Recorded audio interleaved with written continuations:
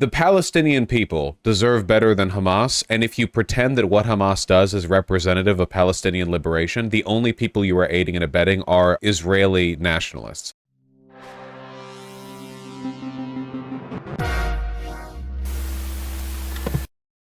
Hamas killed 260 festival goers. Yeah, it looks like the death toll is somewhere around, what was it, 600 in total? A lot of the people who died were at this like music festival for peace near Gaza. And they've kidnapped a bunch of them. 700 Israelis killed so far? Yeah. Yeah, social media has basically just been like, I swear to God, man, the fence you have to ride to like not fall into either camp or whatever. Jesus Christ. Seeing shit like this. For me, yesterday was a victory. As a Palestinian, yesterday was a victory. For freedom fighters in Gaza to break out of a 15-year blockade so successfully under the inhumane genocide from Israel was so beautiful and inspiring to see. It shows us that it shows us as Palestinians, and it shows the world as us from Palestinians, that we will always fight and we will always resist, and we need to celebrate these acts of resistance because this is a success. Revolutionary violence initiated by Palestinians is not terrorism. It is self-defense, and it is encouraging the liberation of Palestinian people who have been under illegal occupation for 75 years. Woo! People need to remember that the conflation of Palestinian liberation with Hamas is something that the Israeli far right has been pushing for decades.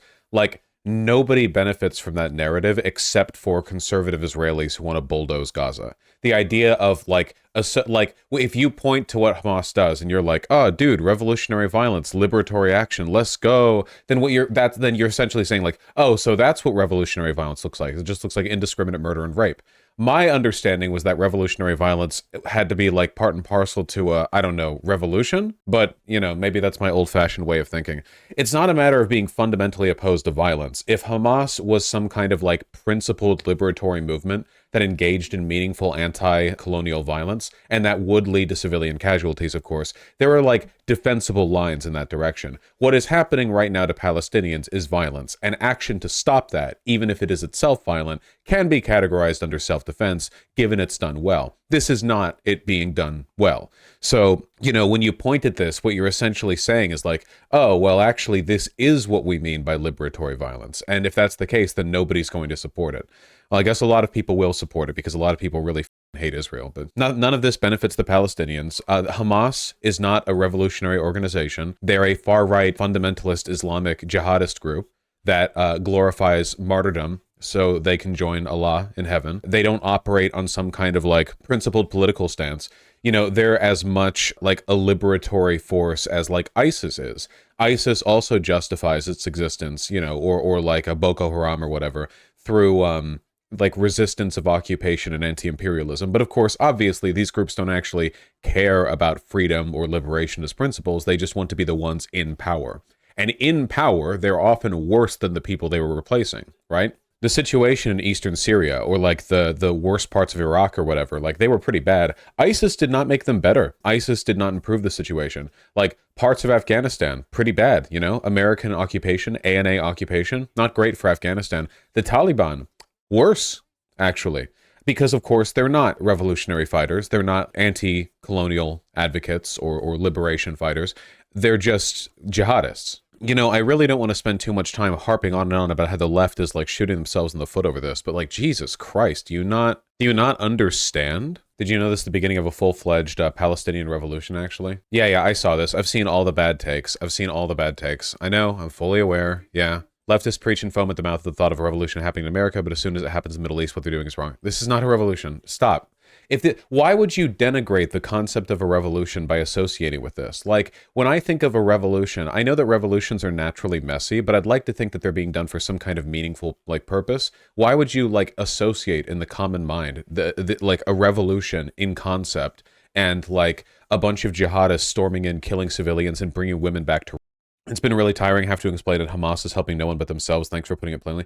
Hamas has suppressed and killed people within Gaza. They're not a liberatory force. They're just a desperate, like, radicalized option that people have turned to in the absence of any perceived alternatives. Like that. It's that simple. It's like This happens everywhere, right? Like, this happened with the Taliban too. There were like villages and groups that supported the Taliban because they saw them as like a necessary evil to fight back against Western occupation or their puppets. And then the Taliban actually like succeeds. And now what are they doing for Afghanistan?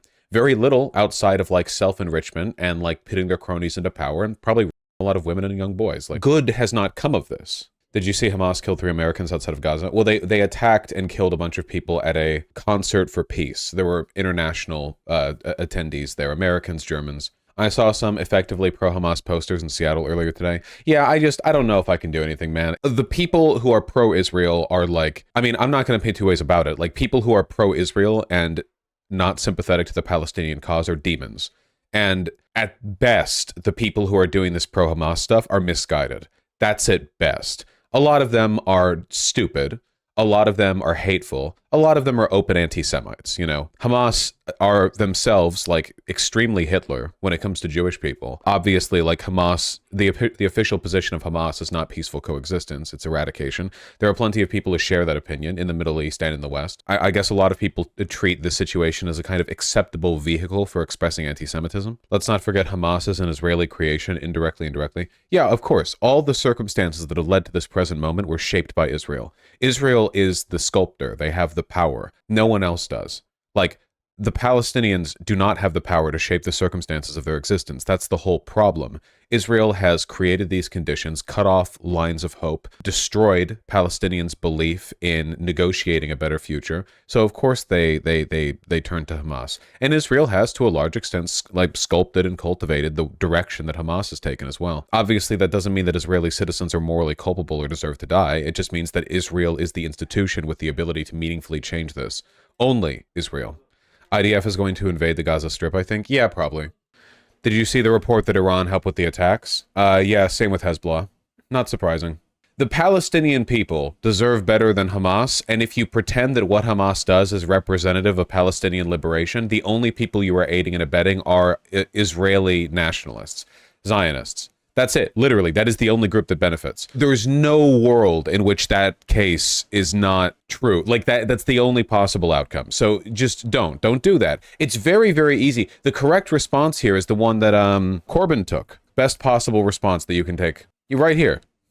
The unfolding events in Israel and Palestine are deeply alarming. We need an immediate ceasefire and urgent de-escalation. We need to rout out this tragic cycle of violence. Ending the occupation is the only means of achieving a just and lasting peace. That's good. Good. No notes. Fine. Good. Great. That's fine. And he's not saying that Hamas is engaging in based and red-pilled liberatory violence, and you don't need to either, because they're not. It's not helpful.